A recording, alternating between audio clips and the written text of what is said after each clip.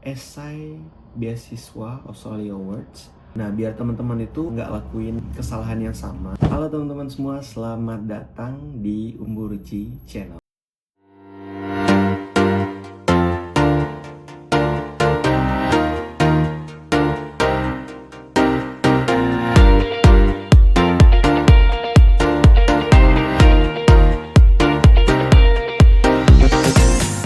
Jadi perkenalkan, nama aku Rici atau dibaca Ricky, mana aja sih terserah. Dan saat ini sedang berkuliah di Australia menggunakan beasiswa Australia Awards. Nah, video ini bakal jadi video pertama aku di channel YouTube ini. Dan aslinya aku tuh nggak ngomong kayak gini, aslinya ngomong pakai logat Sumba ya, Nusa Tenggara Timur. Biasanya, halo, sebenarnya nama Ricky, dan sekarang ini saya ada ambil S2 di Australia. Nah, kayak gitu harusnya cara ngomongnya, cuma menyesuaikan pasar ya. Nah, akhirnya ngomongnya kayak gini lah, kita menyesuaikan. Tapi yakin dan percaya sih, kami yang bagian timur pun bisa memahami dengan tanpa halangan ya untuk logat bahasa Indonesia yang kayak gini. Nah, di video kali ini tuh bakal sharing terkait esai beasiswa Australia Awards yang mana aku pakai buat daftar di tahun 2021, cuma gagal. Nah, di tahun 2021 itu kan COVID ya, tapi beasiswa Australia Awards itu tetap buka. Sebelum daftar tuh sempat ngikut information session dari Australia Awards Indonesia, dan mereka tuh bilang kuotanya itu sekitar 200 sampai 250. Nah, itu kan lumayan ya. Sayang sekali karena COVID-19 akhirnya jumlahnya dikurangi menjadi 50. Nah, itu sebenarnya bukan jadi alasan sih kegagalannya, tapi alasan kegagalan terbesarnya itu ya karena aplikasinya memang kurang bagus ya. Nah, biar teman-teman itu nggak lakuin kesalahan yang sama, jadi makanya aku buat video ini. Karena tanggal 1 Februari 2025 nanti Australia Awards itu bakal buka lagi, dan tentunya siapa tahu kalian kan yang jadi penerima beasiswanya. Ya, disclaimer dulu, esai yang bakal aku share ini adalah esai pribadi, dan tentunya ya terserah teman-teman mau gunain gimana, asalkan ini hanya dijadikan sebagai referensi. Karena ini kan esainya gagal juga ya, ngapain teman-teman make kan. Dan juga nanti bakal ada catatan-catatan yang bakal aku kasih tahu dalam video ini berkaitan dengan esainya. Sedikit informasi, struktur esai yang dipakai pada tahun 2021 sama tahun 2024 kemarin itu udah beda ya. Jadi di tahun 2021 itu pertanyaannya tuh cuma 4, tapi di tahun lalu, tahun 2024 itu pertanyaannya jadi 5. Jadi pertanyaan keempatnya itu dipecah jadi 2 bagian. Jadi penting untuk teman-teman nanti merhatiin ya, menyesuaikan. Kita bakal bahas satu-satu, dimulai dari pertanyaan yang pertama. Nah, jadi di pertanyaan yang pertama ini kita itu diwajibkan atau diminta untuk menjelaskan alasan kenapa kita milih universitas A atau B, dan kenapa jurusan itu. Nah, mari kita lihat gimana sih aku jawabnya waktu itu.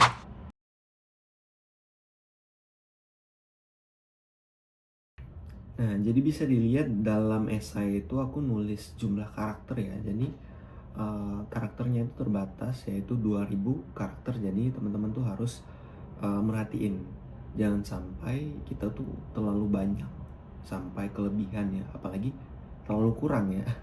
Nah, kita bisa lihat di kalimat pertama, aku bilangnya I choose Master of Public Policy because I have an interest in government policy. Jadi kan ada yang bilang fokus daripada penyeleksi beasiswa itu paling cuma 15 detik pertama gitu kan. Nah, di kalimat pertama ini hook-nya itu nggak ada.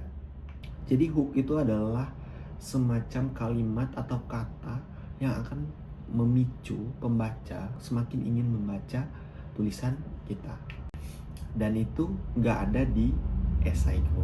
Nah, makanya teman-teman tips yang pertama dicatat adalah siapkan hook dalam menjawab pertanyaan yang pertama.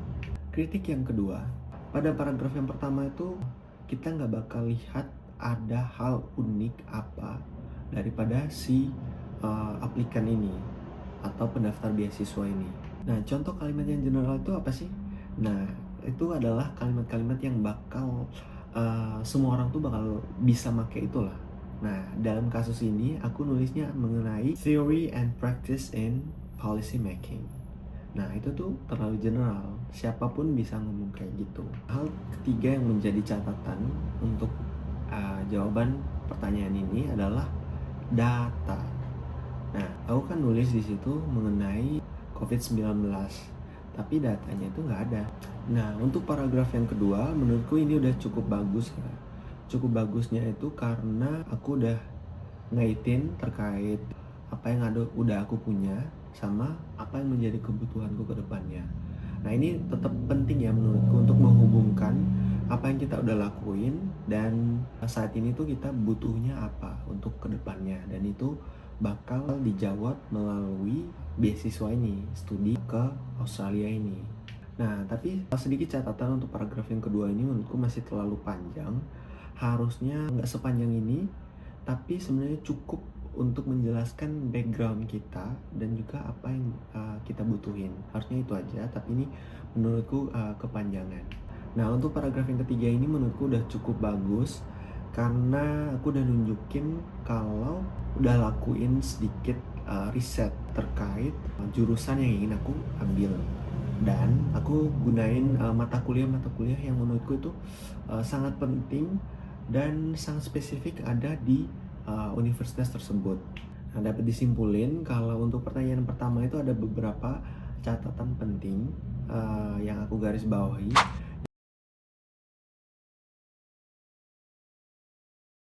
Nah, keempat-empat ini sebenarnya dapat kita simpulin itu dalam satu kata, yaitu urgency.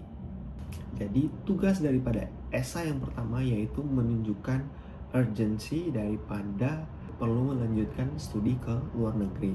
Karena percaya aja, dari pertanyaan pertama ini bakal menjadi pondasi kita untuk menjawab pertanyaan-pertanyaan berikutnya. Jadi kalau di pertanyaan pertama ini kita udah nggak jelas atau ngawang-ngawang, kemungkinan di pertanyaan-pertanyaan berikutnya itu kita bakal ngalor ngidul juga ya. Jadi perlu dikuatin di pertanyaan yang pertama. Nah, sebelum lanjut ke pertanyaan kedua, lupa disclaimer lagi. Tentunya analisis yang aku buat ini bakal ada sedikit bias, mungkin banyak juga bisa jadi. Karena ini kan esai punya aku, bisa jadi ada hal-hal yang sebenarnya tuh nggak bagus-bagus amat, tapi aku bilangnya bagus. Nah, penting untuk teman-teman itu menguji kembali, kira-kira ini benar-benar bagus atau sebenarnya nggak perlu untuk dipertimbangin gitu ya. Nah, lanjut ke pertanyaan kedua. How will the purpose study contribute to your career? Nah, ini pertanyaannya sedikit berbeda konsepnya dengan pertanyaan pertama. Dimana pertanyaan pertama itu lebih ke bagaimana concern kita itu untuk sebuah masalah yang umum di masyarakat atau yang berdampak bagi banyak orang. Tapi untuk pertanyaan yang kedua ini kita diminta secara spesifik untuk karir kita atau pribadi kita. Tapi jangan terkecoh juga, jangan sampai kita terlalu egosentris.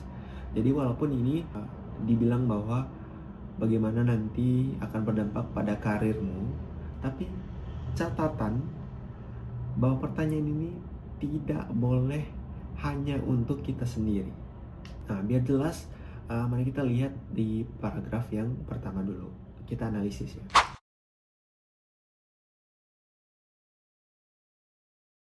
Nah, sebenarnya penjelasan yang paragraf pertama kasih ini sebenarnya udah cukup bagus. Hanya saja profil dari aku pada tahun 2021 tuh menurutku emang kurang kuat. Jadi kurang kuat karena di satu sisi aku nih kepengen A nih, tapi bukti bahwa aku tuh udah mengerjakan hal-hal itu dan juga mengusahakan hal-hal itu tuh belum ada bukti nyatanya. Jadi penting bagaimana karir ini tuh benar-benar berhubungan langsung dengan apa yang sudah kita buat. Yang jadi pertanyaan, terus gimana dong kita yang belum kerja atau baru lulus kuliah? Ya, yang baru lulus kuliah pun ada kok yang lulus, tapi dia make pengalaman dia pas kuliah. Jadi kesimpulan yang aku ambil dari kejadian itu adalah nggak bisa kita bilang aku mau A B C D E, tapi bukti bahwa kita itu mengusahakan hal-hal itu tuh nggak ada. Jadi penting ya, sebelum kita menuntut sesuatu, kita tuh harus udah buat nih tangga-tangganya. Nah, contoh praktikalnya, misalkan teman-teman ini udah kerja di suatu institusi atau bekerja di bidang tertentu. Nah, itu tuh perlu di-highlight teman-teman, bahwa kontribusi teman-teman untuk bidang itu tuh ada.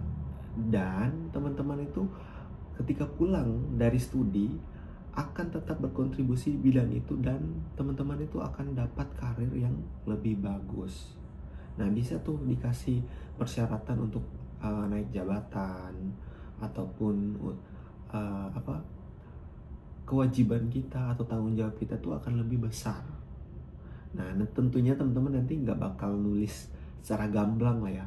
Maksudnya bahwa teman-teman tuh mau jabatan yang lebih tinggi, tapi dengan cara yang lebih halus. Dengan kita bilang bahwa saya tuh nanti pas kembali bakal dapat tanggung jawab yang lebih besar. Nah, itu kan cara kita untuk sedikit meminimalisir orang tuh memandang kita tuh materialistis gitu. Nah, lanjut untuk paragraf yang kedua. Menurutku harusnya ini adalah bagian dimana aku nulis dampak dari kenaikan karirku itu terhadap masyarakat. Jadi harusnya yang banyak tuh di paragraf yang pertama tadi, tentang karirku untuk naik pangkat atau naik jabatan atau dapat posisi tertentu itu harus S2. Nah, itu aku jelasin di paragraf yang pertama. Nah, paragraf yang kedua ini harusnya bagaimana karir itu tuh berdampak untuk orang lain juga. Nah, makanya penting bahwa ketika naik jabatan tuh bukan untuk kita aja, tapi orang lain pun dapat dampak positifnya. Itu yang menjadi poin yang ingin ditekankan di paragraf yang kedua. Lalu paragraf yang ketiga ini adalah menurutku opsional, karena aku tuh ingin juga berdampak di luar daripada karirku. Misalnya pilihan karirku, aku mau ngambil atau berkontribusi di bidang yang sebenarnya agak sedikit berbeda dari yang aku jalanin sekarang. Nah, itu aku taruh bahwa peluangnya itu ada kalau aku nggak lanjut S2 lagi gitu.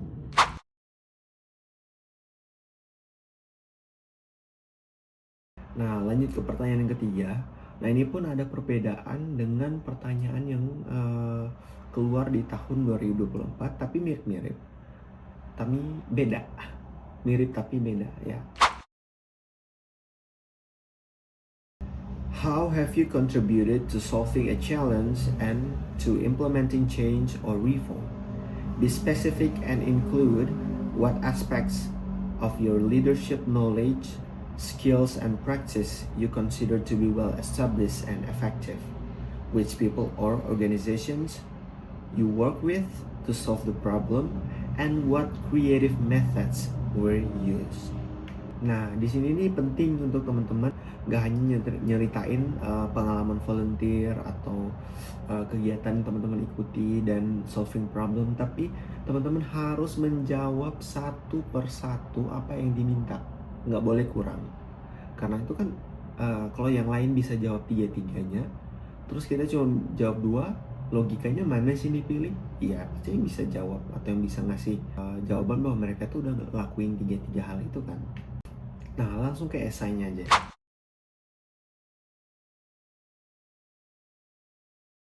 Nah, sebelumnya dalam esai yang ini, aku tuh punya dua pilihan.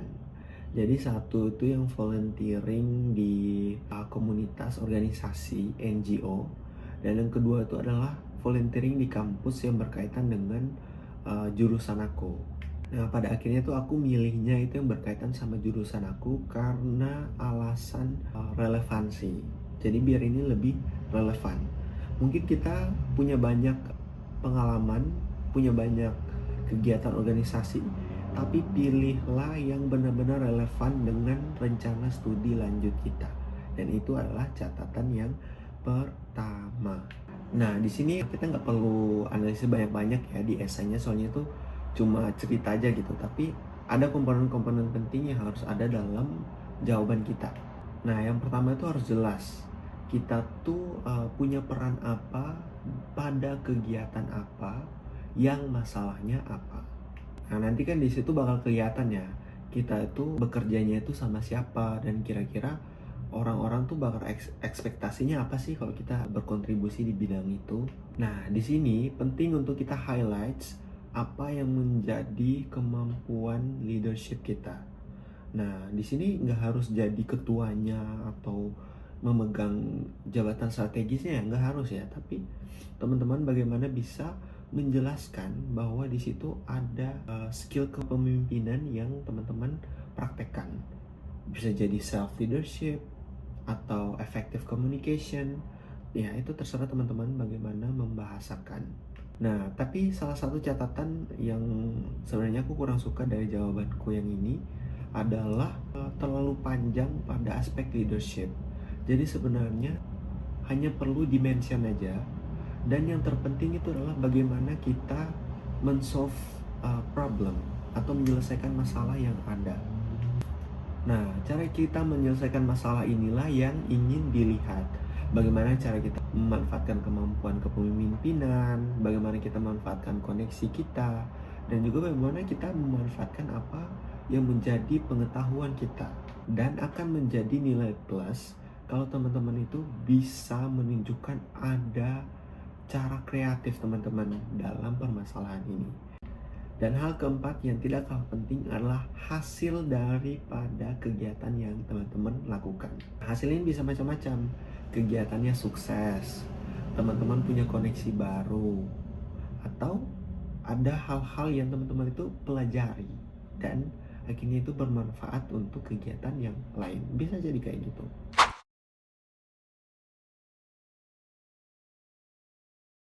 Nah, lanjut ke pertanyaan yang keempat. Please give up to 3 practical examples of how you intend to use the knowledge, skills, and connections you will gain from your scholarship. Possible tasks can be personal and or professional. And list any possible constraints you think may prevent you from achieving these tasks. Nah, sampailah di pertanyaan keempat ini yang sebenarnya cukup menantang juga, karena ini berkaitan dengan kontribusi kita ke depannya dan juga tantangan-tantangan apa aja yang mungkin bakal ada. Nah, catatan untuk esaiku terutama di poin yang pertama dan kedua mengenai rencana kontribusi. Yang pertama itu aku kan bilang tentang policy, tapi aku nggak nyebutin polisinya apa gitu. Nah, kita tuh penting untuk be specific. Jadi itu adalah catatan yang pertama, yaitu kontribusi kita itu harus spesifik. Dan yang kedua adalah harus jelas. Misalkan aku bilang di sini Australian government. Nah, gimana Australian government-nya itu departemen apa? Nah, di sini menurutku untuk poin yang ketiga itu cukup bagus karena udah spesifik mau jadi apa atau mau kontribusi dalam bentuk apa, dan juga jelas. Aku nulisnya di situ mata kuliahnya apa. Dan poin yang terakhir adalah hasil daripada kontribusi itu apa, kira-kira dampaknya apa. Nah, menurutku struktur yang seperti ininya yang udah cukup bagus, yang harusnya tuh aku pakai di poin yang pertama dan yang kedua. Dan hal yang ketiga yang sebenarnya tadi belum aku sebutin, yaitu jangan muluk-muluk. Artinya bahwa kontribusinya itu benar-benar dapat dilakukan tanpa teman-teman tuh harus bermimpi besar banget gitu ya, atau harus menduduki jabatan yang tinggi banget, misalkan mengubah kebijakan, sedangkan kita tuh belum jadi apa-apa. Mana bisa kita ubah kebijakan? Jadi harus realistis.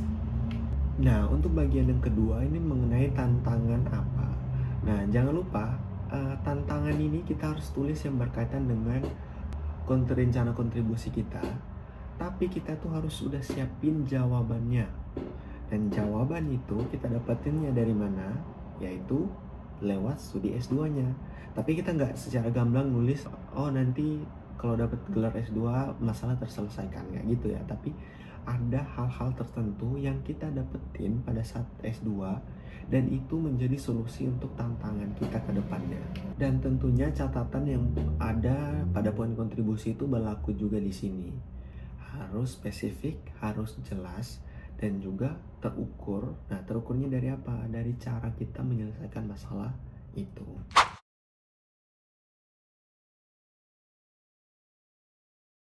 Nah, kalau udah semua pertanyaannya dijawab, hal terakhir yang kita lakukan yaitu proofreading. Tentunya pada saat kita nulis ini kita tuh ngerasanya ini udah paling bagus lah. Soalnya aku ngerasa kayak gitu lah waktu itu. Jadi rasanya esai ini tuh udah mantep lah gitu, udah pas gitu. Tapi ternyata teman-teman, kita tuh perlu proofread atau meminta orang lain memberikan feedback. Nah, feedbacknya ini tentunya kita nggak perlu ambil semua, tapi penting untuk kita tuh melihat kembali kira-kira ada hal-hal yang terlewat nggak. Nah, biasanya tuh orang-orang yang lakuin proofread itu yang bisa menemukan hal-hal yang luput dari pengamatan kita.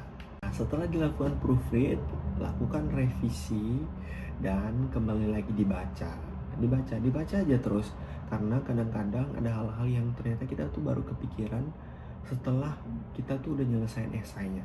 Dan itu nggak masalah loh, asalkan itu nggak mengubah secara keseluruhan. Soalnya kalau mengubah secara keseluruhan, teman-teman harus ngulang lagi langkahnya dari awal, dan itu bakal makan banyak waktu.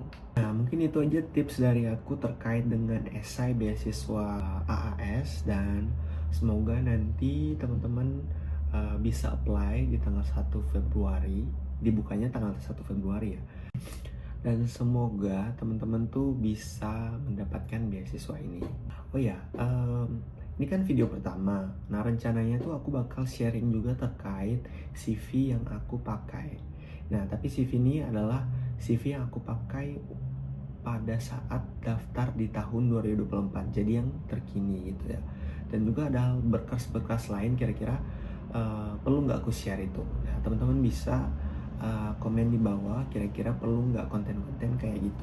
Dan mungkin teman-teman bisa saranin juga konten apa sih yang perlu aku buat, dan kira-kira hal-hal apa aja yang harus aku share lagi.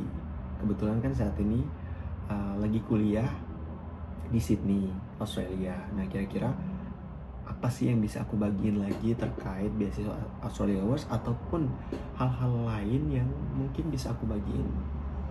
Nah, jadi sekian dulu untuk video kali ini. Semoga teman-teman dapat memetik buah manfaat dari video ini. Dan kalau ada saran, kritik mungkin bisa ditulis di komen, karena ini adalah video pertama dan butuh banyak sekali saran. Karena ini cukup awam dalam membuat video-video kayak gini. Jadi semoga kedepannya bisa jadi lebih baik. Ya, sekian untuk video kali ini. Sampai jumpa di video selanjutnya. Bye-bye.